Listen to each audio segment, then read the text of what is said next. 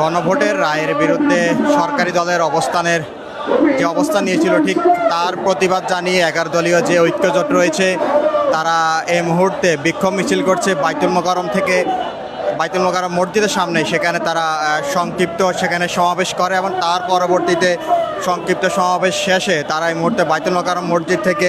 বিক্ষোভ মিছিল নিয়ে তাদের মিছিলটি নিয়ে শান্তিনগর মোড়ের দিকে তারা যাচ্ছে। এবং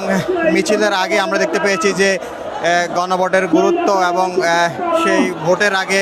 সরকারি দল যেভাবে তাদের অবস্থান নিয়েছিল এবং যে প্রতিশ্রুতি দিয়েছিল এবং সেইগুলো নিয়ে এই 11 দলীয় জোটের পক্ষ থেকে যারা বক্তব্য দিয়েছেন সেখানে সমালোচনা করা হয় এবং বলা হয়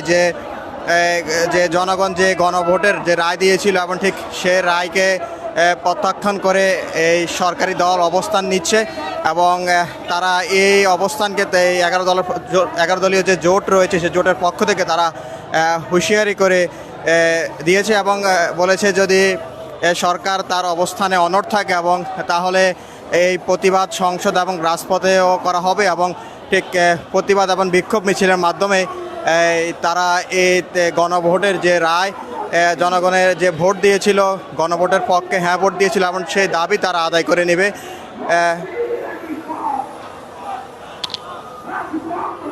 আমরা দেখতে পেয়েছি যে ঠিক